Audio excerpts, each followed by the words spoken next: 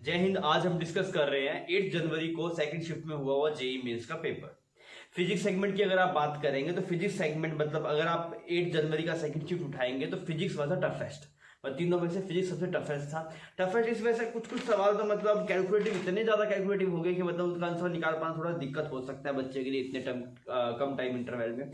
तो अगर आप ओवरऑल देखेंगे तो मेरे हिसाब से 4 से 5 सवाल ऐसे थे जो आपको करने में स्ट्रगल फेस करना पड़ेगा। बाकी सवाल जो ऐसे जेईई में सिंपल होते हैं वैसे ही थे। तो हम शुरू करते हैं सबसे पहले सवाल से। सबसे पहले सवाल में आपको बोला गया कि एक particle of mass m charge q released in rest in uniform electric field there is, मतलब एक चार्ज पार्टिकल को आपने रेस्ट से छोड़ा, किसके अंदर? एक इलेक्ट्रिक फील्ड में छोड़ा आपने, और आपसे बोला गया वेलोसिटी वर्सेस पोजीशन का आपको कब मतलब कुछ कर्व दिखाना है। तो मेरे पास फोर्स कितना लग रहा है? फोर्स लग रहा है QE, एक्सेलरेशन कितना हो जाएगा? QE/m। सही। अच्छा, वेलोसिटी आप क्या लिखेंगे? v² = u² + 2s। तो v² u की वैल्यू 0 2a और ये वाली वैल्यू s होगी। तो यहाँ पे क्या हुआ? v² = this. अच्छा, अब आपको v वर्सेस x का ग्राफ बनाना है। क्या बन गया? y² is proportional to some कुछ कांस्टेंट इनटू में x। तो इसका कर्व कैसा बनेगा आपके पास? ऐसा कर्व बनता है इसका। क्लियर? तो हमें सिर्फ आपके पास v की वैल्यू थी वो पॉजिटिव वाली है, तो ऊपर वाला कर्व देखना है। तो ये किससे मैच कर रहा है? आपके पास सेकंड कर्व से मैच कर रहा है। इसका मतलब पहले सवाल का आंसर हो जाएगा 2। और नंबर 2 में बोला गया एक गैल्वेनोमीटर है, यहाँ पे गैल्वेनोमीटर बना दिया और इसकी जो रेजिस्टेंस है आपके पास है वो कितनी है? 100 ओम है। ये फुल स्केल डिफ्रैक्शन देता है जब इससे 1 मिली एम्पीयर करंट जा रहा है। ठीक है, आपसे बोला गया कि आपको इस गैल्वेनोमीटर को वोल्टमीटर में कन्वर्ट करना है। इस गैल्वेनोमीटर को वोल्टमीटर में कन्वर्ट करना है तो क्या करना पड़ता है? सीरीज में रेजिस्टेंस लगाना पड़ेगा। अब होना क्या चाहिए कि ये पोटेंशियल डिफरेंस मेजर कर पाए। कितने का? 10 वोल्ट का पोटेंशियल डिफरेंस आपके पास मेजर कर पाए। तो ये वैल्यू 100 ओम होगी आपके पास। ठीक है, और इसकी कुछ आर मान लेता हूं तो मैं क्या लिखूंगा? आई की वैल्यू कितनी है? 1 milli ampere. This is 1 milli ampere multiply R plus 100, this should be equal to 10। यहां से अगर आप देखेंगे तो आर की वैल्यू आ गई आपके पास, ये 1000 हो गया तो 10,000 आ गया, माइनस 100 कर दीजिए आप, तो आंसर कितना आ जाएगा आपके पास? 9900। तो आपके पास आंसर हो जाएगा 9.9 किलो ओम, मतलब ऑप्शन 4 इसका करेक्ट हो जाएगा। आपसे इस सवाल में बोला गया कि हीलियम के आपके पास में n मोल्स है, तो यहाँ पे n मोल्स कर दिए हीलियम के, और आपके पास में ऑक्सीजन के 2n मोल हैं। तो आपको दोनों Cp/Cv का रेशियो निकालना है। देखिए Cp मिक्स कितना होता है? Cp मिक्स होता है इसके पहले वाली गैस के नंबर ऑफ मोल्स n, किसकी? हीलियम के। अब हीलियम का Cp कितना होता है? हीलियम का Cp होता है 5/2r, तो वो मेंशन कर दिया। दूसरा वाली गैस के नंबर ऑफ मोल्स कितने? 2n। उसका वो डायटोमिक गैस है, उसका Cp कितना होगा? 7r/2 होगा आपके पास। ठीक है, डिवाइड बाय नीचे लिख दिया आपने, टोटल नंबर ऑफ मोल्स आपने लिख दिए यहाँ पे। फाइन, इसमें सेम लिखा Cv, तो N1Cv1 plus N2Cv2 divide by N1 plus N2 आ गया। आप दोनों का रेशियो निकालेंगे, Cp/Cv का रेशियो निकालेंगे। रेशियो निकालेंगे तो क्या होगा आपके पास? ऊपर बचेगा 5 प्लस 14, ये 2 और ये सब साफ हो जाएगा आपके पास। यहाँ पे सोल्व करें तो बचेगा 3 प्लस 10, तो आपके पास कितना आ गया? 19/13। तो कौन सा आंसर मैच कर गया? आपका सेकंड आंसर इसका मैच कर। प्रॉब्लम नंबर 4 आपके पास कार्नोट इंजन और रेफ्रिजरेटर का सवाल है। अगर आपको इसके कंसेप्ट क्लियर है तो सवाल सिंपल था, हो जाएगा। पर कुछ लोगों को कार्नोट इंजन और रेफ्रिजरेटर में थोड़ी दिक्कत होती है, तो एक बार आप थ्योरी थोड़ा देख लीजिएगा। कुछ थ्योरी मैं यहाँ पे कवर कर देता हूँ। देखिए कार्नोट इंजन में क्या होता है आपके पास, जैसे इंजन है आपके पास में, तो वो क्या करेगा? एक हाई टेम्परेचर से आपके पास में हीट लेगा और फिर यहाँ पे लो टेम्परेचर को ऐसे हीट यहाँ पे दे देगा। तो ये तो हो गया आपके पास सोर्स, और ये हो गया आपके पास सिंक, और ये आपके पास इंजन हो गया। क्लियर? जिससे हम वर्क यहाँ पे बाहर की तरफ वर्क देंगे। ऐसे ही करते हैं, हम हीट देते हैं। कोई भी अगर आप देखेंगे इंजन, जैसे मान लीजिए आपके पास में घर पे जो हम जनरेटर यूज करते हैं जो होम पावर सप्लाई के लिए, उसमें क्या होता है? हम फ्यूल डालते हैं तो उसको एनर्जी देते हैं, फिर उस एनर्जी से कुछ वो वर्क दे देता है, कुछ वो आपके धुएं की फॉर्म में या फिर हीट की फॉर्म में वो बाहर फेंक देता है। अब अगर आप इसमें देखें तो अगर आप इसकी एफिशिएंसी का फॉर्मूला देखें तो एफिशिएंसी क्या होता है? एफिशिएंसी क्या, जरूरत क्या थी? सिंपल वर्क करवाना था, तो क्या आएगा आपके पास? वर्क। बस जरूरत तो में वर्क की थी ना, तो कितना वर्क किया, डिवाइड बाय आता है आपका heat supplied. Heat supplied, clear? तो ये वाली हीट मान लीजिए कुछ Q1 है, ये वाली हीट कुछ Q2 है, तो आपके पास जो वर्क आएगा वो कितना आएगा? आपके पास वर्क आएगा, ये ज्यादा हीट आपने दी थी, कुछ से वर्क कर लिया, कुछ रिलीज कर दिया, तो वर्क कितना है आपके पास? वर्क आया Q1 माइनस Q2। क्लियर है ना ये बात? ये ज्यादा अमाउंट ऑफ हीट दी, कुछ से वर्क कर लिया, कुछ को रिलीज कर दिया, तो कितना है? Q1 minus Q2। ठीक है, ये आपके पास वर्क हो गया इसका। अच्छा, इसको ना जैसे ये टेम्परेचर की फॉर्म में भी लिख सकते हैं, ये T1 है तो ये T2 है, तो वर्क को आप ऐसे भी लिख सकते हैं, वर्क आप डायरेक्टली प्रोपोर्शनल होगा किसके? T1 और T2 के, मतलब this will B T1 minus T2 की फॉर्म में लिखा जा सकता है। तो हम अगर इसकी एफिशिएंसी देखें तो एफिशिएंसी कितनी है आपके पास, वर्णन हुआ T1 minus T2, T1 minus T2, T1 source का टेम्परेचर है और T2 सिंक का टेम्परेचर है, डिवाइड बाय अगर आप करेंगे तो क्या चाहिए आपको, heat supplied, that is T1। यहाँ पे हीट सप्लाइड किसकी है आपके पास, हीट सप्लाइड है Q1, फाइन। अच्छा, इसकी एफिशिएंसी आपको सवाल में मेंशन थी, इसकी एफिशिएंसी आपके पास 1/10, तो आपके पास यहां से आया 1 माइनस T2/T1 की वैल्यू है आपके पास 1/10। क्लियर, ये एक्सप्रेशन हमें पहले वाली बात से मिल गया।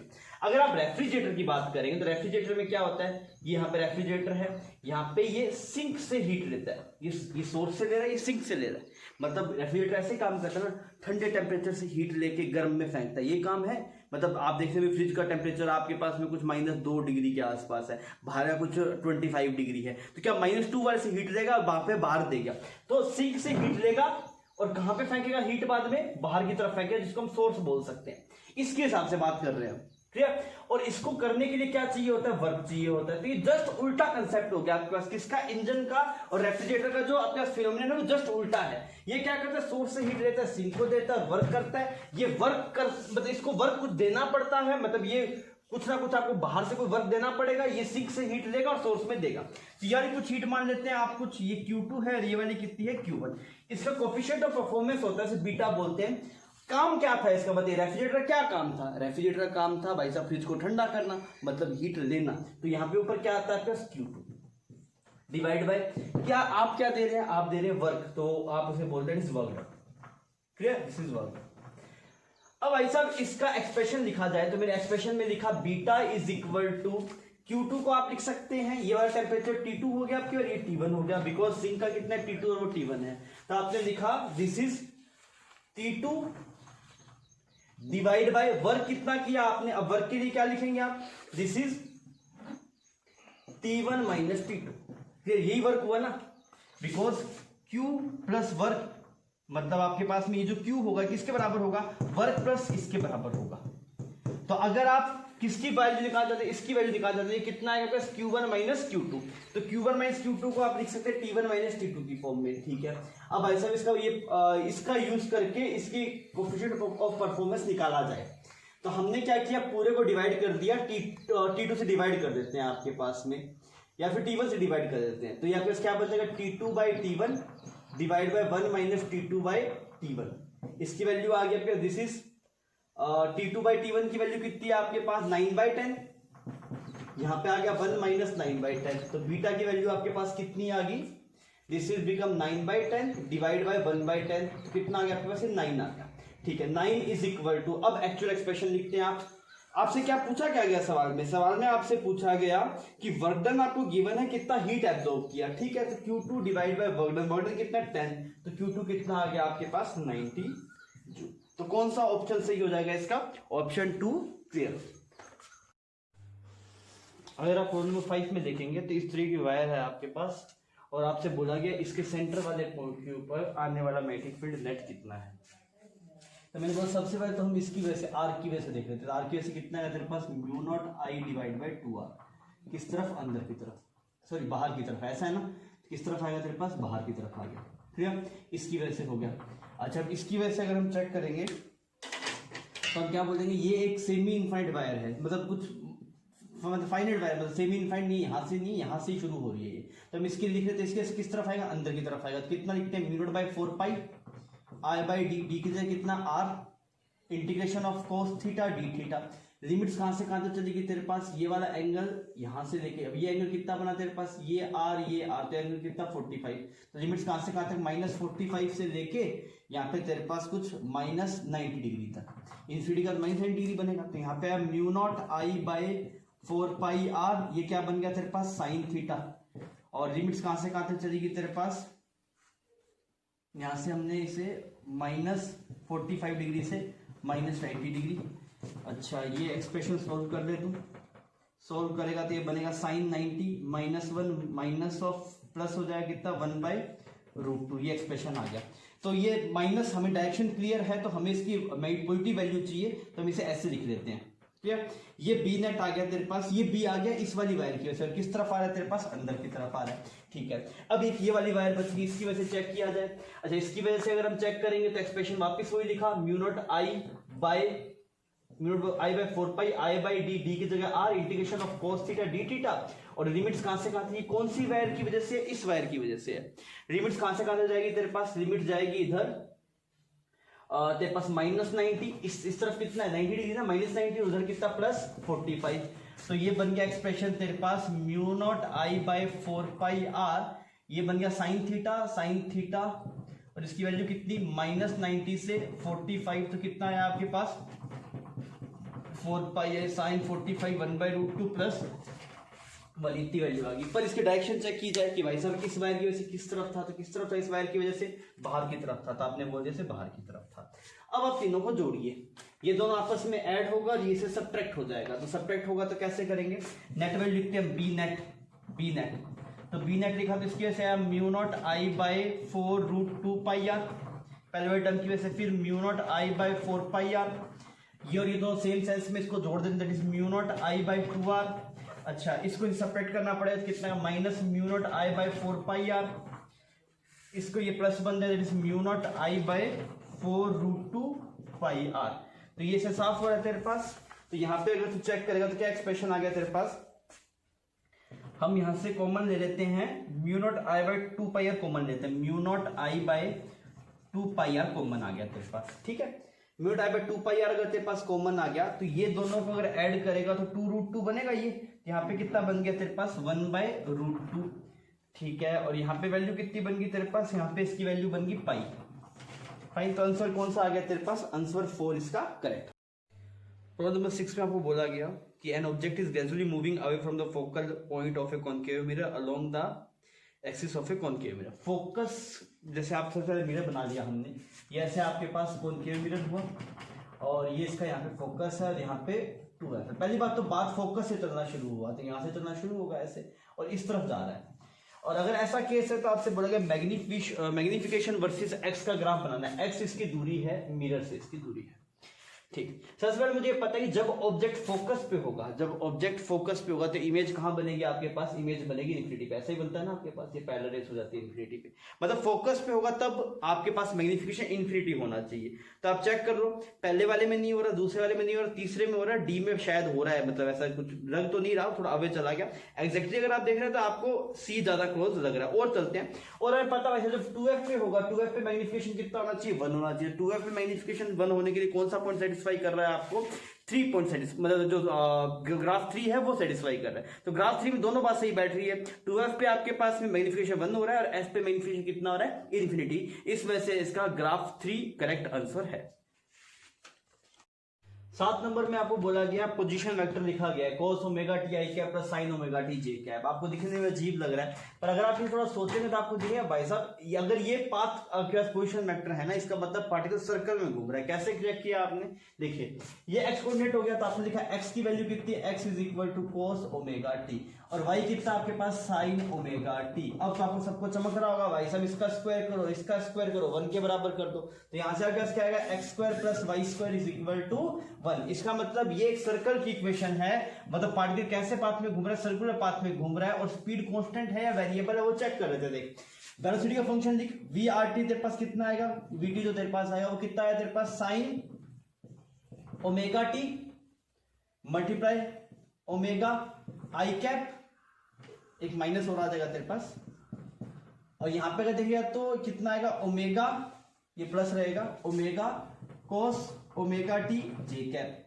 अच्छा अब तो दोनों का स्क्वायर करते हैं, पास वी नेट सेम रह रहा है कि बदल रहा है, तो वी नेट की वैल्यू कितनी है तेरे पास, तो निकाल के देख ले, तो कितना बनेगा तेरे पास, वी नेट बनेगा ओमेगा।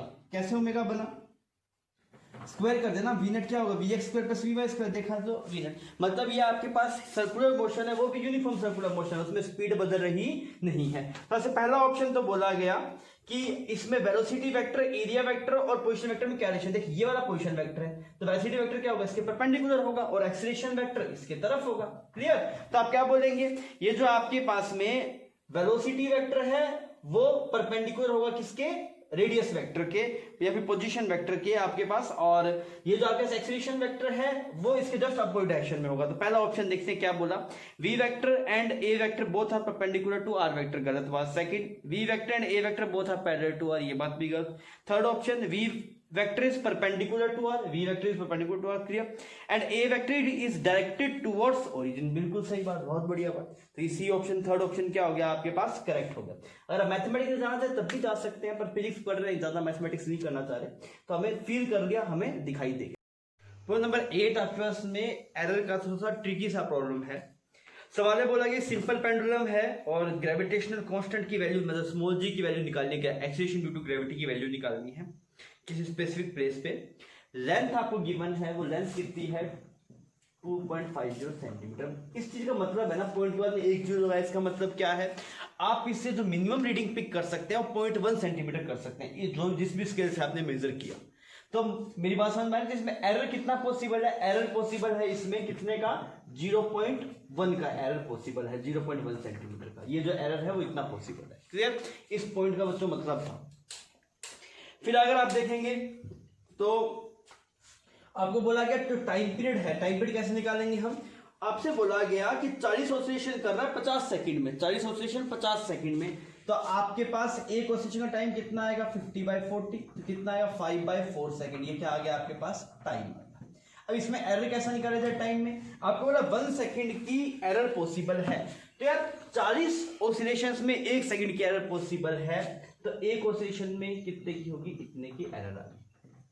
ठीक, अब ये पूछ रहा है भाई साहब कि जो जी में जो एरर है वो कितनी हो सकती है, तो मैंने लिखा टाइम पीरियड होता है आपके पास 2π√L/g, स्क्वायर कर दिया तो क्या बन जाएगा t², 4π²L/g। एलएन में सबसे बढ़िया काम ये है कि आप एलएन उठा लीजिए, तो मैंने यहाँ पे एलएन लगाया, एलएन आएगा तो कितना आएगा 2ln t, यहाँ पे कितना आएगा ln 4π² plus ln L minus ln g। ठीक है, 2 इसको डिफरेंशिएट किया तो क्या बनेगा dt/t, ये कॉन्स्टेंट खत्म हो गया, क्या बन जाएगा dl/L प्लस वो क्या बन जाएगा dg/g। किसकी वैल्यू निकालनी है आपको, dg/g की वैल्यू आपको निकालनी है। इसको प्लस माइनस लिखा जा सकता है, प्लस माइनस कुछ भी हो सकता है।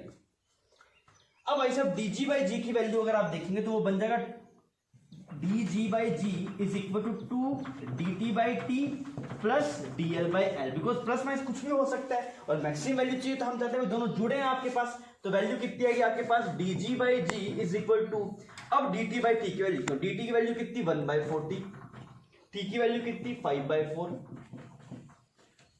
प्लस dl/L की वैल्यू लिखता हूं तो दिस इज 0.1 और L की वैल्यू कितनी है 25। क्लियर, अब इसको सोल्व कर देते हैं, तो dg/g आ गया आपके पास 4 और 10, दिस विल बिकम 5, तो 1/25 प्लस 0.1/25 कितना आया आपके पास ये, this is 1.1/25, this is dg/g। आप परसेंटेज निकाल रहे हैं, मल्टीप्लाई 100 कर दीजिए, कितना दे आपके 4.4%, और 4.4 के हिसाब से कौन सा ऑप्शन सही हो गया आपके पास, ऑप्शन 3। तो इसमें एक बात ट्रिकी थी, क्या बात कि यहाँ पे ये जो आपके 2.0 लिखा हुआ है, इसका मतलब है कि एरर कहां तक हो सकती है 0.1 तक। अगर आपके 0.00 लिखा हुआ होता है, इसका मतलब आप समझ पा रहे हैं एरर कहां तक हो सकती है 0.01 तक। क्लियर, तो इस बात का मतलब था, ये आपको चमकना चाहिए था। 9 नंबर बेसिक सवाल है, पर थोड़ा इंटीग्रेशन का यूज हुआ। इसमें बोला गया ये आपके पास एडर सर्किट है डीसी बैटरी के साथ में, और आपसे बोला गया टाइम इंटरवल 0 से लेकर टाउ तक इस सर्किट से कितना चार्ज फ्लो किया, ये हमसे पूछा गया है, बैटरी से कितना चार्ज फ्लो किया। तो हमें करंट की इक्वेशन पता है, अभी एडर सर्किट में करंट कितना होता है, I is equal to I naught bracket में 1 minus E to the power minus T by tau, तो वो लिखा I is equal to I naught bracket 1 minus E to the power minus T by tau, tau क्या होता है L/R। Clear, अब simple बात है, वैसा I पता है तो Q क्या होगा, I इंटू में dt, तो आपने Q को लिखा I इंटू में dt से इंटीग्रेट कर दिया किस टाइम इंटरवल तक, 0 से लेके टाउ तक, 0 से लेके टाउ तक। मैंने टाउ की वैल्यू पुट कर रखी है R/R यहाँ तक। ठीक है, अब आपने इसको सोल्व किया, E/R बाहर आ गया, इसका इंटीग्रेशन किया आपने, या आप इंटीग्रेशन किया, इसको सोल्व किया, सोल्व करके अगर आप देखेंगे तो आपको आंसर इजीली मिल जाएगा। और ये आंसर किससे मैच कर रहा है आपके पास, यहाँ पे ऑप्शन ए से मैच कर रहा है। तो सिंपल सवाल था, बस आपको शायद इसके इंटीग्रेशन करने में दिक्कत ना हो, e to the power minus T by tau dt का इंटीग्रेशन पता होना चाहिए आपको, और इसमें कुछ ऐसा टफ नहीं था, थोड़ा सा मैथमेटिकल था, इंटीग्रेशन था। ये आपके पास ईएम वेव का सवाल है। अगर आप जेईई मेन पे फोकस कर रहे हैं तो आपको ईएम वेव बहुत अच्छे से आना चाहिए, बिकॉज ईएम वेव क्या है, सिंपल सा टॉपिक है, इसका सवाल हमेशा हो जाता है, मतलब फंसता नहीं है। तो आप ये जो भी 2-4 स्पेशलाइज टॉपिक है जेईई मेंस के, तो वो आप अगर जेईई मेन के लिए फोकस करें तो आप ढंग से उनको पढ़ के जाइएगा। इस सवाल में बोला कि इसकी फ्रीक्वेंसी है कुछ ईएम वेव की, ठीक है, मैग्नेटिक फील्ड ये है, इलेक्ट्रिक फील्ड पूछा है, तो मुझे तो पता है यार ई बाई बी का रेशियो किसके बराबर होता है, आपके पास ई बाई बी का रेशियो होता है सी के बराबर। अगर वेव वैक्यूम में ट्रेवल कर रही है, कोई और मीडियम में ट्रेवल कर रही होती तो उस टाइम वहां का ई डिवाइडेड वहां का बी इज इक्वल टू उस मीडियम की स्पीड। ठीक है, अब ई की वैल्यू निकालनी है, तो ई की वैल्यू कितनी होगी आपके पास, सी की वैल्यू 3 इंटू में 10⁸ मल्टीप्लाई बाय बी, बी आया 5 इंटू में -8, तो कितना आ गया टोटल आपके पास 15 आ गया। अब भाई साहब 15 आ गया, पर डायरेक्शन कैसे देखा जाए, बट डायरेक्शन देखने में दिक्कत है। अब डायरेक्शन के लिए क्या पता हो, क्या पता है ई क्रॉस बी वेक्टर जो होता है वो किसकी डायरेक्शन में होता है, जो वेव ट्रेवल कर रही है उसकी डायरेक्शन ऑफ मोशन में होता है। तो वेव किस तरफ जा रही है, आपके पास वेव जा रही है पॉजिटिव जेड में, तो यहाँ पे ऐसे वेव जा रही है, ये वाली यहाँ पे वेव की डायरेक्शन होगी। और आपके पास जो मैग्नेटिक फील्ड है वो किस में है, जे में है, मैग्नेटिक फील्ड मैंने बना दिया है जे में, दिस इज मैग्नेटिक फील्ड। तो आप बताइए यार, जो आपके पास इलेक्ट्रिक फील्ड होना चाहिए वो किस तरफ होना चाहिए, इस तरफ होना चाहिए, दोनों आपस में परपेंडिकुलर होंगे, तो या तो इधर होता है फिर इधर होता है। अगर इस तरफ इलेक्ट्रिक फील्ड होता तो वेव जाती माइनस जेड में, पर आपको पता है पॉजिटिव जेड में जा रही है, तो किस तरफ होगा, इस तरफ होगा। तो ये कौन सी डायरेक्शन आएगी आपके पास, आई कैप, मतलब कौन सा ऑप्शन सही हो जाएगा, इसका सेकंड ऑप्शन करेक्ट हो जाएगा। 11 में आपको 2 लिक्विड्स गिवन है, एक की डेंसिटी रो है और एक की डेंसिटी 2 रो है, और यहाँ पे आपके पास में 2 स्क्वायर वॉल्स टाइप की है, filled with a square wall of side 10 centimetre. इस तरह का डाटा आपको गिवन है, लिक्विड मतलब ये ऐसे एक दीवार मान लीजिए आप, यहाँ पे ऐसे दीवार है और ये 2 पार्ट्स में ऑब्जर्व हो रहा है, एक ऊपर वाले को 5 सेंटीमीटर, नीचे वाला 5 सेंटीमीटर। इसका नाम है MN और इसका नाम है NO। ये वाली बॉल का नाम MN, इसका नाम NO। आपसे बोला गया कि ये लिक्विड्स जो है वो MN पे कितना फोर्स लगा रहे हैं, NO पे कितना फोर्स लगा रहे हैं, उनका कुछ रेशियो है शायद, वो आपसे पूछा गया ना, रेशियो पूछा गया। तो देखिए हम क्या करते थे, हमें अगर किसी भी प्लेन सरफेस के ऊपर, ऐसे प्लेन सरफेस है उस पर अगर फोर्स निकालना होता था, सबसे पहले हम उसके सेंटर ऑफ मास से प्रेशर निकालते थे। इसके सेंटर ऑफ मास से प्रेशर कितना है, रो जी 5/2 आ गया। फिर इसका एरिया मल्टीप्लाई कर देते हैं 5 इंटू में बी, बी क्या माना, बी ऐसे मान ली कि इसकी ये जो विड्थ है आपके पास है प्लेट की वो कुछ बी होगी। फिर अगर आप इसके सेंटर पे निकालें तो इसके सेंटर पे कितना है, रो जी, पहले इसकी वजह से रो जी 5 प्लस यहाँ पे कितना 2 रो जी 5/2, ये प्रेशर आ गया। यहाँ पे प्रेशर दिखेगा तो ऊपर चलना शुरू किया, तो यहाँ तक आया रो जी एच, दैट इज रो जी 5। यहाँ से यहाँ पे चलेगा तो इसकी डेंसिटी कितनी है, 2 रो जी और 5/2। इसका ये कितना तेरे पास अगेन 5b। अब हमें इन दोनों का रेशियो निकालना है, ये सवाल पूछा गया आपसे। अब निकाल देते रेशियो, रो जी साफ कर दिया, यहाँ पे साफ हो गया आपके पास 5 कॉमन दिखाई दे रहा है, ये 5 यहाँ पे साफ हो गया और ये वाला 5 ऐसे यहाँ पे साफ हो गया और ये b साफ हो गया। तो अगर हम सोल्व करें तो ऊपर तो बच गया 1/2, नीचे देखते हैं ये वाला टर्म आपके पास है 1 और ये 2 इससे साफ हो गया, तो यहाँ पे कितना बच गया 1 बच गया। तो आगे रेशियो कितना आ गया 1:4 आ गया, और 1:4 आ गया तो कौन सा आंसर मैच कर गया आपके पास, ऑप्शन 3 इसका मैच कर गया। 12 नंबर प्रॉब्लम में आपको बोला गया YDSC सेटअप में, हम YDSC सेटअप बना देते हैं ऐसे, एक ऐसा पॉइंट मिलता है हमें जहां पे जो इंटेंसिटी है, जो आपके पाथ डिफरेंस है वो कितना आएगा, λ/8, ये सवाल में बोला गया। तो पूछा गया इस वाले पॉइंट पे जो इंटेंसिटी होगी लाइट की और सेंट्रल मैक्सिमा पे जो इंटेंसिटी होगी, दोनों का रेशियो क्या है, ये पूछा गया। तो मैंने बोला यार सेंटर पे तो मान लेता हूँ इस सोर्स की इंटेंसिटी कुछ I0 है, इसकी भी कितनी है I0 है, तो सेंटर पे कितनी आती है आपके पास, मैक्सिमम आती है, दैट इज 4I0। यहाँ पे इंटेंसिटी निकालनी पड़ेगी, तो मैं सबसे पहले बोला पाथ डिफरेंस पता है तो उससे फेज डिफरेंस निकाला जाए। तो मैंने बोला ΔX/λ इज इक्वल टू ΔΦ/2π। तो ΔX की वैल्यू आपके पास है 1/8 मल्टीप्लाई 2π इज इक्वल टू ΔΦ। तो ΔΦ की वैल्यू कितनी है आपके पास, π/4 आ गई ΔΦ, क्लियर। और ΔΦ आपके पास π/4 आ गया। अब यहाँ पे I0 निकालते हैं, I0 कितना है आपके पास, I1 प्लस I2, क्या फॉर्मूला याद है ना आपको, ये होता है 2√I1 I2 cos phi, ये एक्सप्रेशन आता है इंटेंसिटी का। वैल्यू पुट करते हैं I0 plus 2I0 cos phi की जगह दिस इज √2 हो जाएगा। तो अगर आप इसकी वैल्यू चेक करेंगे तो ये वैल्यू कुछ ऐसी आ गई आपके पास, 2I0 कॉमन आ गया, दिस इज 1 प्लस 1/√2, ये आ गया आपके पास आई नेट वहां पे। अब आपको रेशियो चाहिए, किस किस का रेशियो चाहिए, सेंटर वाले का उसका, तो आप रेशियो चेक करिए, आंसर आएगा 4i0, this is sorry 2i0 plus 1/√2 divide by 4i0। इससे साफ किया था, यहाँ पे 2 आ गया तो कितना आ गया, 1/2 प्लस 1/2√2। तो इसको अगर आप सोल्व करेंगे तो ये वाली वैल्यू आपके पास आएगी 0.853 के बराबर। 13 नंबर में बोला गया आपके पास दो मेटेलिक स्फीयर हैं और दोनों की रेडियस आपको मेंशन है r1 r2 और इनके स्फीयर्स का नाम है s1 s2। आपको बोला गया कि इस शेल की वजह से इसके ऊपर जो EFI है वो कुछ E1 है, ये कुछ E2 है। तो मैंने बोल दिया कि इसे मैंने चार्ज मान के कुछ Q1 और ये वाली वैल्यू है कुछ Q2। तो आ जाएगा इलेक्ट्रिक फील्ड KQ1/R1² KQ2/R2²। सवाल है बोला गया कि E1/E2 जो आपके पास है किसके प्रोपोर्शनल है, R1/R2 प्रोपोर्शनल है। ये सवाल में मेंशन है। अगर ऐसा है ना तो Q किसके प्रोपोर्शनल होगा, R1 के क्यूब के प्रोपोर्शनल होगा, और Q2 किसके प्रोपोर्शनल होगा, R2 की पावर क्यूब। तभी तो ये चीज आएगी आपके पास, मतलब कुछ सिग्मा कांस्टेंट होगा आपके पास में और सिग्मा मल्टीप्लाई 4/3 पाई r क्यूब होगा, वहां पे sigma multiply by 4/3 pi r2 cube होगा। क्लियर, ये बात हमें समझ गई। अब जब बोला गया V1/V2 का रेशियो बताइए, तो V1/V2 क्या होगा आपके पास, V1 होगा KQ/R1, यही होगा KQ1/R1, दिस इज KQ2/R2। अच्छा Q1 किसके प्रोपोर्शनल है, R1 क्यूब के, ठीक क्या बन जाएगा R1² डिवाइड बाय R2²। ये सिंपल बात है। अगर Q R1 क्यूब के प्रोपोर्शनल है तो ये टर्म क्या आ जाएगी आपके पास, R1 क्यूब से साफ हो जाएगा R1² R2²। तो आपके पास V1/V2 का रेशियो आ जाएगा R1/R2 का होल स्क्वायर। तो ये इसमें ऑप्शन 4 आपके पास मैच कर जाएगा।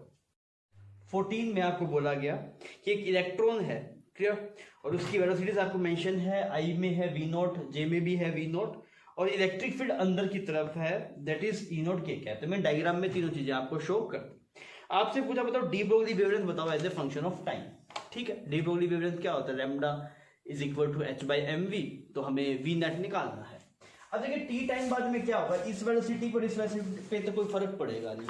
इस इलेक्ट्रिक फील्ड की वजह से आपके पास में इस तरफ, क्योंकि एक इलेक्ट्रॉन है ना आपके पास में, तो इलेक्ट्रॉन पे इलेक्ट्रिक फील्ड की अपोजिट डायरेक्शन में फोर्स सकता है। तो इस इलेक्ट्रॉन की इस तरफ एक वेलोसिटी आ जाएगी, वो वेलोसिटी निकाली जाए तो वेलोसिटी इन जेड अगर आप देखेंगे तो वो आएगा v = u + at। जेड में इनिशियल वेलोसिटी 0 होती है, कितना आएगा E/m × में t, ये v जेड आ गया। अगर आप पूछो बताओ v नेट कितना हो गया, तो v नेट हो गया आपके पास √V0² + V0² Vx² + Vy² + Vz²। Vz² की वैल्यू लिखो E²/m² × में t², ये आ गया वैल्यू। क्लियर। अच्छा आपसे क्या पूछ रहा है, ये आपसे डी ब्रोगली वेवलेंथ पूछ रहा है। तो लैम्डा कितना होता है, लैम्डा होता है आपके पास h/m V0 m, और वेलोसिटी नेट आप इसका एक्सप्रेशन लिख दीजिए, तो कितना बनेगा 2V0² + E²m² × में t²। Is equal to h/m v। v initial कितना है आपके पास, v इनिशियल था √2V0। क्लियर। अब आप यहां से h की वैल्यू से पुट कर दीजिए, h की वैल्यू पुट करेंगे तो आप h की वैल्यू ऐसे पुट किया तो कितना है आपके पास, λ0 √2m V0 divide by m √2V0² plus E²m² × में t²। m से m साफ हो गया आपके पास। तो ये एक्सप्रेशन कुछ ऐसा आ रहा है आपके पास, ये नीचे भेज देते हैं इसको λ0 को, लैम्डा ये इसको टर्म को नीचे भेज देते हैं, तो ये V0 से डिवाइड हो जाएगा, तो यहां पे बन जाएगा √2 प्लस E²m² V0² × में t²। और यहां पे आपके पास चला गया 1/√2, 1/√2 इसके अंदर चला गया, तो आपके पास एक्सप्रेशन में आ जाएगा λ0 डिवाइड बाय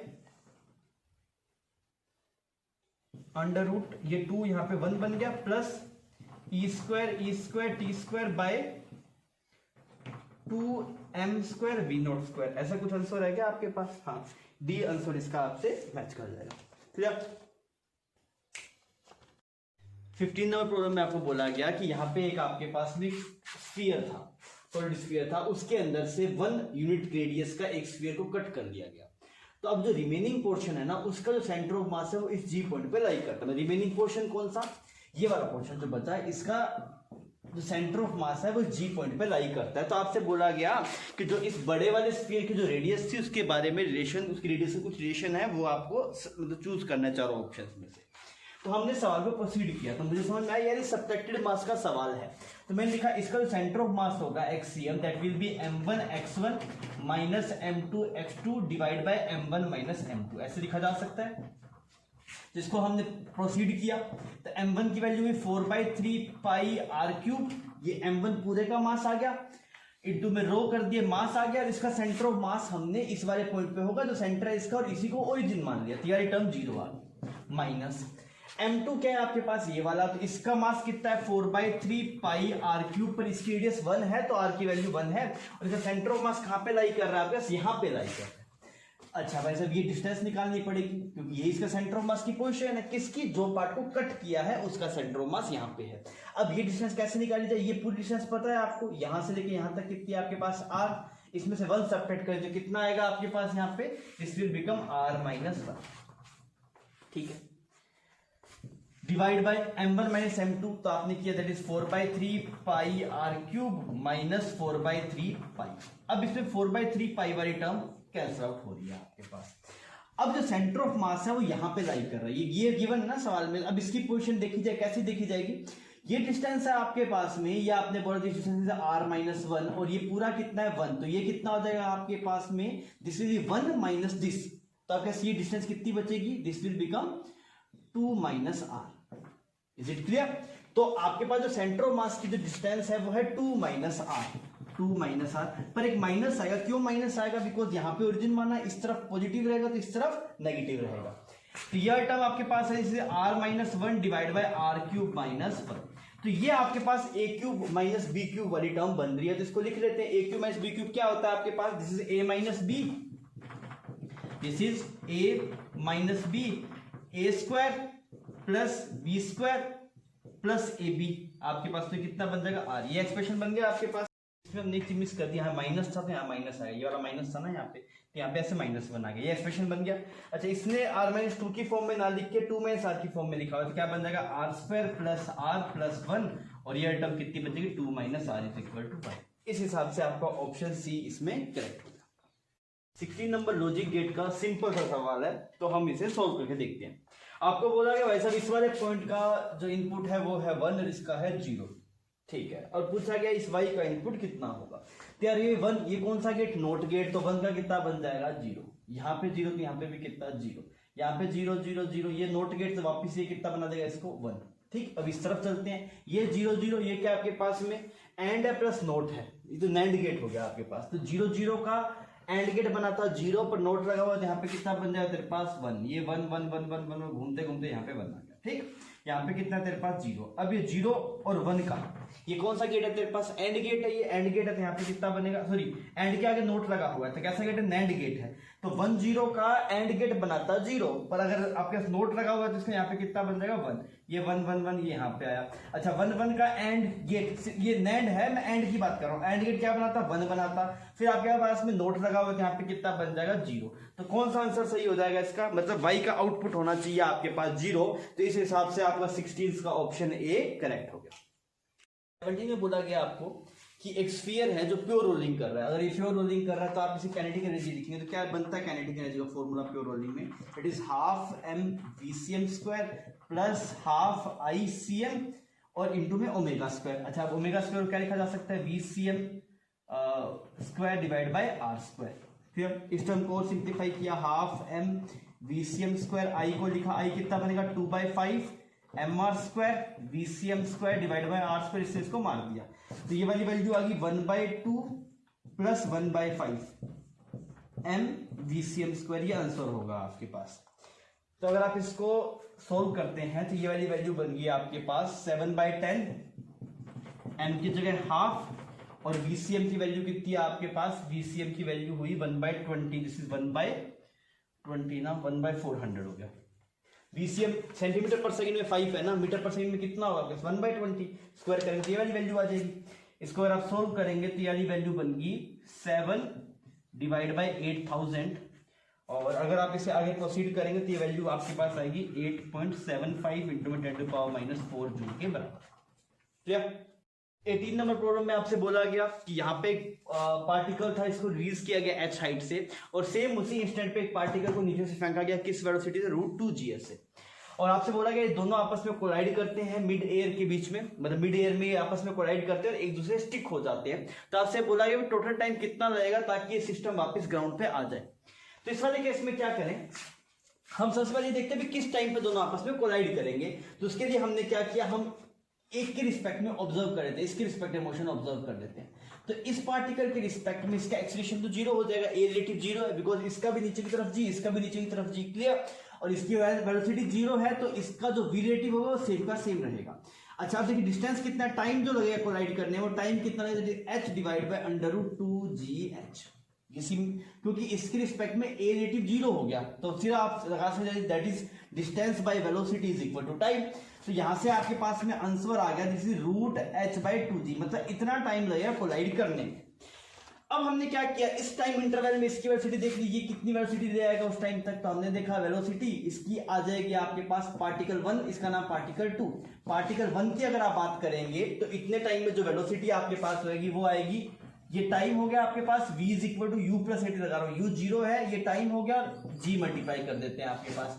तो कितना आ गया आपके पास √2gh/2, ये वेलोसिटी आ गया पार्टिकल 1 की। पार्टिकल 2 की अगर आप बात करेंगे वेलोसिटी ऑफ पार्टिकल 2, तो u प्लस एटी लगाइए, u ऊपर की तरफ है माइनस g और t की वैल्यू कितनी है आपके पास h/2g। तो यहां से आपके पास कितना है √2gh और ये वाली टर्म आपके पास बनेगी √gh/2। फाइन, ये एक्सप्रेशन आपके पास आ गया वेलोसिटी का। अब जब ये दोनों कोलाइड करेंगे तो दोनों का वी नेट कितना बनेगा, मतलब मोमेंटम क्या है आपके पास में, जैसे कोलाइड करेंगे तो मोमेंटम कंजर्व करवाएंगे ना। तो आप मोमेंटम के बारे में अगर आप देखेंगे दोनों का मास सेम है ना, सेम मास, ठीक है। तो अब मोमेंटम कंजर्व करवा देते हैं तो हम क्या लिखेंगे mv1, ये वाला पार्टिकल नीचे आ रहा है, minus mv2 is equal to m total और इसकी वेलोसिटी। अगर आप इसमें देखेंगे तो ये वाली टर्म्स तो आपके पास कैंसिल आउट हो जाएगी, कोई टर्म कैंसिल आउट हो रही है क्या इसमें, ये कितना बन गया m√gh/2, ये इसकी वेलोसिटी आ गई, प्लस m√gh/2 माइनस m√2gh, और ये किसके बराबर आ गया आपके पास 2mv के बराबर आ गया, m सब साफ हो गया आपके पास। तो यहां से आपको इसकी वेलोसिटी मिल गई। तो अगर हम इसको सोल्व करेंगे तो ये वाली वैल्यू आपके पास में, इन दोनों को अगर आप ऐड करेंगे तो ये बन जाएगा √2gh, यहाँ पे बन जाएगा माइनस √2gh, तो ये v फाइनल, तो v फाइनल कितना आ गया आपके पास 0। मतलब जैसे ही ये दोनों कोलाइड करें, कोलाइड करते ही रेस्ट पे आ जाएंगे। फाइन, अब हमें सिर्फ इतना चेक करना है कि कितनी हाइट पे कोलाइड किए हैं, क्योंकि वहां से तो फिर फ्री फॉल हो रहा है आपके पास। तो हमने देखा कितनी डिस्टेंस ऊपर चला गया था आपके पास जब ये कोलाइड हुआ, तो कितना h' इज इक्वल टू, अब इसको देख लीजिए कितना नीचे आ गया आपके पास, तो s is equal to ut plus half AT square, इस वाले पार्टिकल की ऑब्जर्व करेंगे और डिस्टेंस h' बोल देता हूं इसको। तो मैंने बोला h' की वैल्यू कितनी है आपके पास ut plus half AT square, u तो जीरो है, हाफ a और t स्क्वायर की जगह कितना आपके पास टाइम कितना है, दैट इज h/2g, ये g से g साफ हो गया था, h/4 हाइट तक ये ट्रेवल किया होगा, h/4 ये ट्रेवल किया होगा, तो जमीन से कितनी हाइट पे है 3h/4 हाइट पे है। तो अब इसे कितना नीचे आना, 3h/4 नीचे आना, 3h/4, और जैसे ही टकराया था वैसे ही तो रेस्ट पे आ गया था, तो इसकी initial velocity 0 is equal to half g और t स्क्वायर। तो ये कितना आ गया आपके पास, this is become time is equal to √3/2 h/g का ये वाली टर्म आ गई। तो आपसे पूछा गया √h/g की टर्म में तो पूछा ही था, तो क्या आंसर हो जाएगा आपके पास, √3/2 आपका आंसर हो जाएगा। तो इसका क्या आंसर सही है, आपका answer 3 is correct.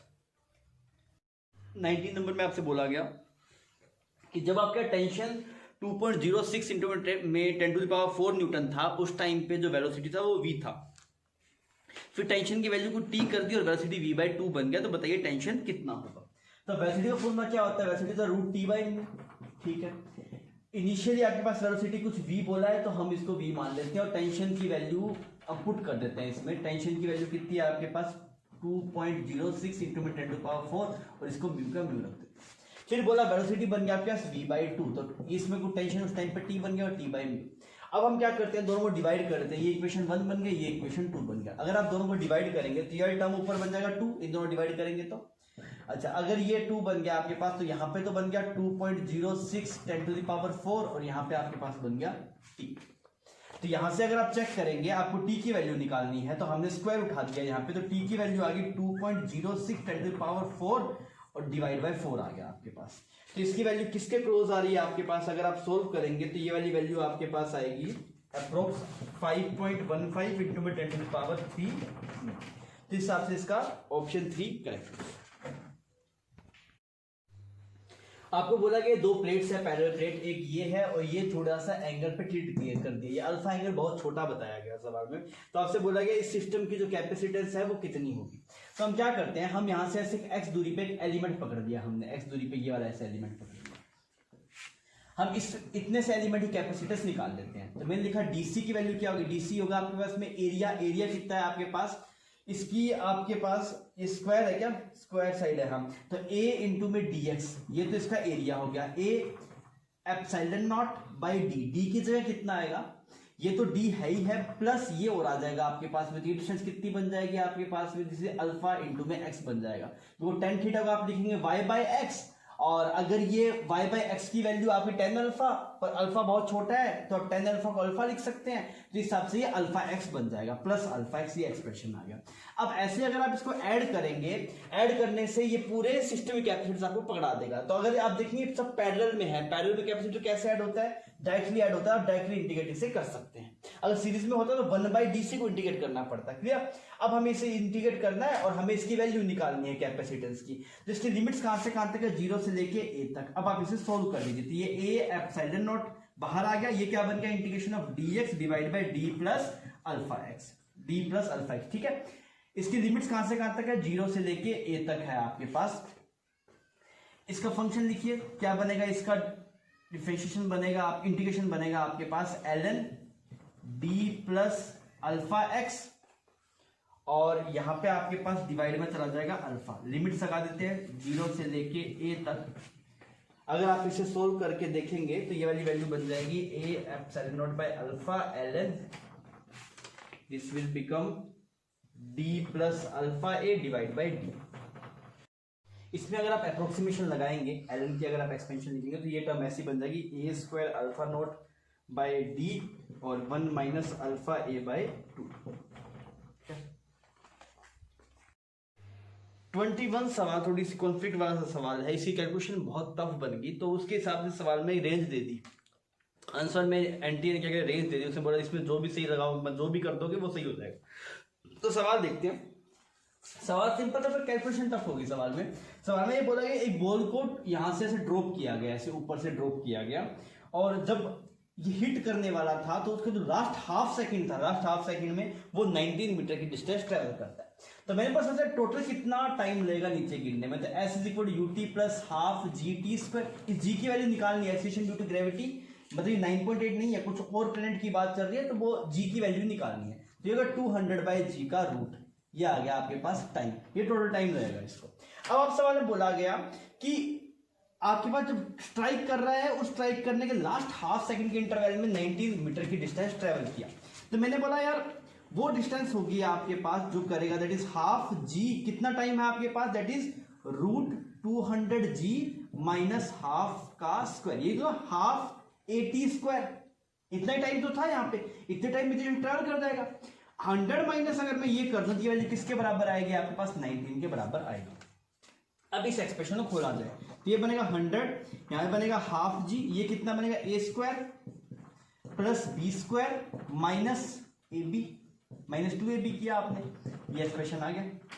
A square plus B square minus 2ab किया तो हाफ साफ हो गई, ये टर्म बन गई। अब देखिए इसको अगर तू खोलेगा तो ये वाली बन जाएगी 100 माइनस, ये वापिस बन गया माइनस 100, यहां पे बन गया आपके पास माइनस जी बाई 8, क्लियर, और ये प्लस आपके पास बन गया g by 2 under root 100 by G is equal to 90। इसको एक्सपेंड किया हमने, मतलब इसको इसके अंदर मल्टीप्लाई कर दिया, एक्सपेंड नहीं किया, इसको मल्टीप्लाई कर दिया तो माइनस 100 बन गया, ये आपके पास में माइनस टर्म आ गया, प्लस आ गया, ठीक, इससे ये साफ है। अब भाई साहब अगर आप इसमें देखेंगे तो ये कुछ ऐसा एक्सप्रेशन है आपके पास, ये माइनस जी बाई 8 प्लस इस जी को अंदर ले जाते हैं तो आप कितना लिखेंगे 50, ये 4 आ गया ना, plus 50g is equal to 90। अब इसको सोल्व करना दिक्कत है, इस इक्वेशन को सोल्व करना दिक्कत है। अगर आप इसकी वैल्यू अगर आप हिट एंड ट्रायल से देखेंगे तो ये वैल्यू आप 8 पुट करके देखिए, मतलब वैसे सोल्व कर लीजिए पर थोड़ा लेंथी हो जाता है, हिट एंड ट्रायल से देखें थोड़ा इजी बनेगा। यहाँ पे बना 8 के आसपास देखें तो -1 आ गया आपके पास, और ये कितना आ गया आपके पास रूट 845 से ये रूट 400 आ गया। तो ये अप्रोक्सीमेट कितना आ रहा है आपके पास, ये आ गया 20 - 1, तो ये वाली वैल्यू किसके बराबर आ रही है आपके पास 19 के बराबर आ रही है। एक रूट तो आएगा इसका g = 8, दूसरा रूट आएगा आपके पास g = 2,888। तो इसमें सर क्या क्या करे भाई, इसमें कैलकुलेशन थी, आपको बस कैलकुलेशन के नंबर मिलने थे इसमें। अब इसके आंसर इससे इसके बीच में भी अगर आपने कुछ लिख दिया मान लीजिए तो भी एंटी ने इसको सही कर दिया, पर ये दो इसके रूट्स आपको दिखाई देते हैं, दो रूट्स अगर आप पुट करके देखें तो इसकी वैल्यू मिल जाती है। फाइन, तो इस सवाल में दिक्कत ये थी कि कैलकुलेटिव था सवाल, इसका सोल्व करना, अब आपके में आप कैसे को समझे कैसे सोल्व करें, तो इसी वजह से सवाल में एक रेंज देके आंसर को सही कर दिया गया।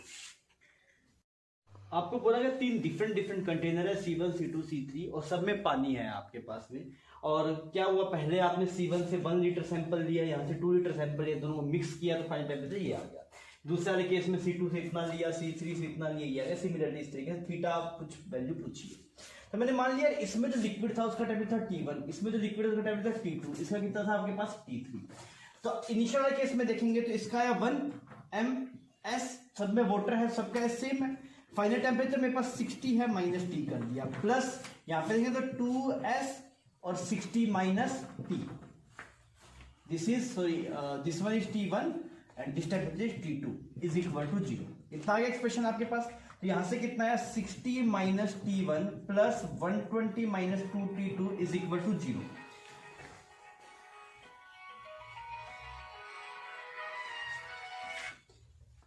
तो अगर आपका ये एक्सप्रेशन आ गया तो यहां से हम क्या लिखेंगे, ये वाली वैल्यू आ गई T1 plus 2T2 is equal to आ गया 180, ये पहले इक्वेशन आ गई। सिमिलरली हम क्या करते हैं, इस वाले में चलते, दूसरे वाले में इसमें लिखते हैं दैट इज 1s, कितना टेम्परेचर है आपके पास, this is final temperature 30 - T2 plus 2s 30 - T3, इसकी वैल्यू कितनी आपके पास 0। तो ये एक्सप्रेशन आ गया 30 - T2 plus 60 - 2T3 is equal to 0। यहां से T2 plus 2T3 is equal to 90, ये इक्वेशन नंबर 2 आ गई। फाइन, फिर अगर आप इक्वेशन नंबर 3 के लिए जाएंगे, मतलब थर्ड वाले में जाएंगे, तो कितना आएगा आपके पास 260 - T1 plus 160 - T3 is equal to 0। तो ये वाली वैल्यू आपके पास आ गई 120 और this is 120, 2T1 plus T3 is equal to 180। मतलब ये तीसरी इक्वेशन है। अब हमें क्या करना है, अब मैं आपको T1 T2 और T3 की वैल्यू निकालनी है। अब कैसे का T1 T2 T3 की वैल्यू, 3 इक्वेशन 3 वेरिएबल सोल्व किया जा सकता है। आओ सोल्व करते हैं इसको। तो आप ये वाली वैल्यू, सबसे पहले हम इन दोनों को प्रोसीड कर रहे थे, 1 को और 3 को प्रोसीड करते थे। इसमें 2 मल्टीप्लाई कर दिया तो कितना बन गया 2T1, अच्छा यहाँ पे कितना बन गया 4T2, और ये बन गया आपके पास 360। यहाँ पे ये माइनस हो गया आपके पास, तो यहाँ पे कितना है T3 - 4T2 is equal to -180। फिर आप इन दोनों को सोल्व कर लीजिए, इन दोनों को सोल्व करेंगे तो क्या कीजिए, इसको 4 से मल्टीप्लाई कर दीजिए, 4T2 plus 8T3 is equal to 360। यहाँ पे साफ हो गया, फिर 9T3 इज इक्वल टू, ये वाली वैल्यू होगी 180, तो यहां से 9T3 इज इक्वल टू 180 आ गया, तो T3 की वैल्यू मिल गई आपको 20। सिमिलरली बाकी इक्वेशन निकालो तो T3 T2 और T1 की वैल्यू आपको मिल चुकी है। अब आप अगर इस वाले केस के लिए देखेंगे तो इसमें कितना है, m की वैल्यू 1 है, s तो कट जाएगा तो लिख नहीं रहा। Final temperature theta minus T1, T1 की वैल्यू कितनी है 80, प्लस 1 थीटा माइनस 50 प्लस 1 कितना आएगा theta minus 80 is equal to 0। Fine, 20 sorry this will be 20 theta minus 20। तो यहाँ से 3 थीटा किसके बराबर आ गया आपके पास, 3 थीटा आ गया आपके 150 के बराबर। तो सिमिलरली जो आंसर आया थीटा की वैल्यू वो कितनी आ गई 50, तो इसका आंसर कितना आ गया आपके पास 50 आ गया। 23 आपके पास एटॉमिक स्ट्रक्चर का बेसिक सवाल है। उसमें बोला गया कि बाल्मर सीरीज के फर्स्ट मेंबर की जो वेवलेंथ है वो है 6561 एंगस्ट्रॉम। या बाल्मर क्या था, लाइमन बाल्मर होता है n is equal to 2, n is equal to 2 की अगर आपके पास में फर्स्ट मेंबर है, फर्स्ट मेंबर क्या होगा, first member n is equal to 3 से n इज इक्वल टू 2 के ट्रांजेक्शन की बात हो रही है। तो मैं लिखा SC by lambda is equal to 13.6 Z square 1/n² minus 1/m², कितना बनेगा 1/4 माइनस 1/9। और इस लैम्डा की वैल्यू सवाल में गिवन है, कितनी है आपके पास, दिस वैल्यू इज 6561 एंगस्ट्रॉम। अब आपसे क्या पूछता है कि सेकंड मेंबर की बता दो। सेकंड मेंबर क्या होगा, n इज इक्वल टू 4 से n इज इक्वल टू 2, तो हमने वापस लिखा hc/लैम्डा, ये लैम्डा हमें निकालना है कि किसके बराबर आएगा 13.6 जेड स्क्वायर 1/l²। यहाँ पे क्योंकि आपके पास में क्या आएगा 1, यहाँ पे आएगा 2 की स्क्वायर माइनस 1/4 की स्क्वायर, तो ये एक्सप्रेशन आ गया। अब हम क्या करते हैं, दोनों एक्सप्रेशन को डिवाइड करते हैं। डिवाइड करते कितना है, लैम्डा डिवाइड बाय 6561 एंगस्ट्रॉम, दोनों डिवाइड किया, ये आ गया आपके पास इज इक्वल टू, ये वाली टर्म आपके पास बनी, दिस इज बिकम 5/36, और यह टर्म कितनी बनी आपके पास 12 बटे दिस इज 16, ठीक है। ये वैल्यू आ गई आपके पास, इसे ही किया ना हमने, एक मिनट एक बात नहीं, ये वैल्यू आएगी आपके पास 16, दिस इज 3/16, फाइन। तो यहाँ पे लैम्डा 6561 इज इक्वल टू, ये वाली वैल्यू बनी 16, 5, 3 और 36। अब काटते हैं 4 और ये 9, देखिए तो लैम्डा कितना आ जाएगा, लैम्डा आ जाएगा आपके पास 20/27 इंटू में 6561, फाइन। ये आपके पास एंगस्ट्रॉम में आया, इसे पूछा किससे, आप नैनोमीटर में, तो लैम्डा अगर आप देखेंगे तो ये वाली वैल्यू आ जाएगी 486 नैनोमीटर, क्लियर। 24 आपके पास ग्रेविटेशन का ठीक लेवल का सवाल था, तो बिल्कुल हलवा नहीं था। सवाल में ये बोला गया कि आपके पास सेंटर से 10r दूरी के ऊपर एक एस्ट्रॉइड है जो आ रहा है। जब भी वो सेंटर से 10r की दूरी पे था ना, मतलब 10 टाइम्स ऑफ रेडियस की डिस्टेंस पे था, उस टाइम पे इसकी स्पीड थी 12 किलोमीटर पर सेकंड। था से बोला कि जब भी ये इसको जस्ट हिट करने वाला है उस टाइम पे इसकी स्पीड कितनी होगी। तो हम क्या करेंगे, एनर्जी कंजर्वेशन लगाते हैं। तो हमने बोला इनिशियल जो पोटेंशियल एनर्जी थी वो कितनी थी, -gmm/10r। तो इनिशियल काइनेटिक एनर्जी लिखती 12m 12 किलोमीटर पर सेकंड का स्क्वायर। एक बार इसे कन्वर्ट नहीं करे, ऐसे रहने देखते हैं आगे क्या चाहिए होगा। जब वहां पे पहुंच जाएगा तो पोटेंशियल एनर्जी बन जाएगी -gmm/r और प्लस 12mv², इसकी वैल्यू आपको निकालनी है। तो यार ये वाली वैल्यू कितनी है, सॉल्व करें, this is 9/10 gmm/r plus 12m 12 kilometre पर सेकंड का square is equal to 12mv²। अब भाई साहब दिक्कत ये है कि ये वाली टर्म आ रही है, पर जो आंसर में है ना उसमें सिर्फ वेलोसिटी टर्म में बात हुई है। तो हमें क्या सवाल में एस्केप वेलोसिटी गिवन है, तो एस्केप वेलोसिटी का यूज करके इस टर्म को हटाते हैं। कैसे हटाते हैं, एस्केप वेलोसिटी क्या लिखते हैं, इनिशियल पोटेंशियल एनर्जी इतनी है सरफेस पे, कितनी काइनेटिक एनर्जी दूं ताकि वो इंफिनिटी पहुंच जाए, ये तो होती है एस्केप वेलोसिटी। मतलब यह जो टर्म है वो किसके बराबर आ जाएगी, 12m escape का स्क्वायर। तो ये बन गया 9/10 12m v escape कितना है आपके पास, v escape आपके पास 11.2 का स्क्वायर किलोमीटर पर आवर में है वो भी, ठीक है। तो अच्छा रहेगा ना, फाइनल आंसर किलोमीटर पर आवर में रहेगा, कुछ काटना नहीं है, ये किलोमीटर पर आवर में पढ़ा रहने दीजिए, मैं यूनिट नहीं लिख रहा वैसे ही कर दे रहा हूं इसको। 12m 12 किलोमीटर पर आवर का square is equal to 12mv²। m तो साफ हो गया आपके पास, यहाँ पे हाफ भी साफ हो गया। तो अगर आप यहाँ पे देखें तो v² किसका रूट आ गया आपके पास, 12 का स्क्वायर का रूट आ गया, plus this will become 9/10 into में 11.2 का होल स्क्वायर। आप इस एक्सप्रेशन को सोल्व कर लीजिए। तो अगर आप सोल्व करेंगे तो यार एक्सप्रेशन जो है वो किसके सबसे पास आएगा, आपके पास 16 किलोमीटर पर आवर के नियर आएगा, फाइन। तो आपको थोड़ा सा अप्रोक्सीमेशन यूज करना था, बिकॉज कैलकुलेशन थोड़ी सी टफ हो जा रही थी, तो आप थोड़ा सा यूज करके आप वैल्यू निकालेंगे तो 16 किलोमीटर पर आवर के आसपास आएगी। इस चैप्टर का ये लास्ट सवाल है, सॉरी इस पेपर का ये लास्ट सवाल है। इसमें आपसे बोला गया कि इस तरीके का सर्किट है, दो बैटरीज है, उनको सीरीज में कनेक्ट किया गया, दोनों की इंटरनल रेजिस्टेंस आपको गिवन है और दो रेजिस्टेंस के पैरेलल में सर्किट को लगाया गया, इस तरीके का सेटअप है उस सवाल में मेंशन है। आपसे बोला गया कि आर की वैल्यू कितनी हो ताकि इस बैटरी के अक्रॉस पोटेंशियल डिफरेंस 0 हो जाए। तो पहली बात आपको ये चमकना चाहिए, अगर इस बैटरी के अक्रॉस पोटेंशियल डिफरेंस 0 करना है ना, तो करंट कितना होना चाहिए आपके पास, I होना चाहिए हाफ, तभी तो यहाँ पे आएगा I इंटू में R, ये -10 बनेगा, फिर ये +10 0 हो जाएगा।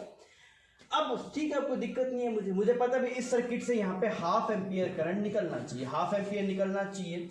तो ये टोटल बैटरी कितनी होगी 20। अच्छा, तो अब रेजिस्टेंस टोटल कितने होने चाहिए, 40 होना चाहिए। यहाँ पे R टोटल लिख लो आप,